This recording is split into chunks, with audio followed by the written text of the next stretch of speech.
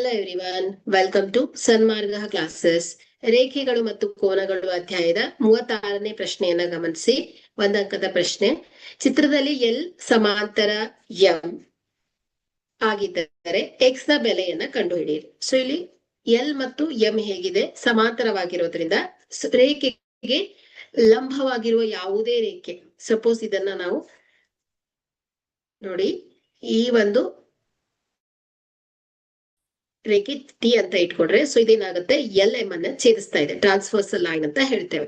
So ಇದೇನಾಗುತ್ತೆ, ಇದನ್ನ ಛೇದಿಸಿದ್ರೆ so ಇಲ್ಲಿ L ಲಂಬಕೋನ ತ್ರಿಭುಜವನ್ನ ಉಂಟು ಮಾಡ್ತಾ ಇದೆ. ಸೊ ಇಲ್ಲಿ ಎಲ್ ಏನಿದೆ 90 ಡಿಗ್ರಿ ಆಗಿದೆ.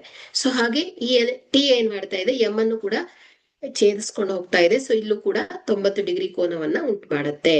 ಓಕೆ, ಸೊ ಹಾಗಾದ್ರೆ ಇಲ್ಲಿ ಈ ಒಂದು ಕೋನ ಏನಾಯ್ತು, 90 ಡಿಗ್ರಿ ಆಯ್ತು. ಸೊ ಇನ್ನೊಂದು ಕೋನವನ್ನ ಕೊಟ್ಬಿಟ್ಟಿದ್ದಾರೆ 30 ಡಿಗ್ರಿ ಅಂತ. ಸೊ ಇಲ್ಲಿ ನಿಮಗೆ ತ್ರಿಭುಜದ ಒಳ ಕೋನಗಳ ಮೊತ್ತ ಗೊತ್ತಿದೆ. ಏನು, ತ್ರಿಭುಜದ ಒಳ ಕೋನಗಳ ಮೊತ್ತ ಯಾವಾಗ್ಲೂ 180 ಡಿಗ್ರಿ ಆಗಿರುತ್ತೆ. ಸೊ ಹಾಗಾಗಿ ಈ ನಿಯಮನ ಉಪಯೋಗಿಸ್ಕೊಂಡು ನಾವೇನ್ ಮಾಡ್ಬೋದು, ಎಕ್ಸ್ ಅನ್ನ ಫೈಂಡ್ ಔಟ್ ಮಾಡ್ಬೋದು. ಸೊ ಇಲ್ಲಿ 90 degree plus 30 degree plus x is equal to 180 degree ಆಗುತ್ತೆ. ಸೊ ತ್ರಿಭುಜ. So 90 plus 30 120 degree plus x is equal to 180 degree. So x is equal to 180 degree minus 120 degree. So x is equal to ಏನಾಗುತ್ತೆ ಹೇಳಿ, 60 degree ಬರುತ್ತೆ. Okay, ಹಾಗಾದ್ರೆ ಇಲ್ಲಿ L ಸಮಾಂತರ M ಆಗಿದ್ರೆ X ನ ಬೆಲೆಯು 60 ಡಿಗ್ರಿ ಆಗಿದೆ. Okay, thank you.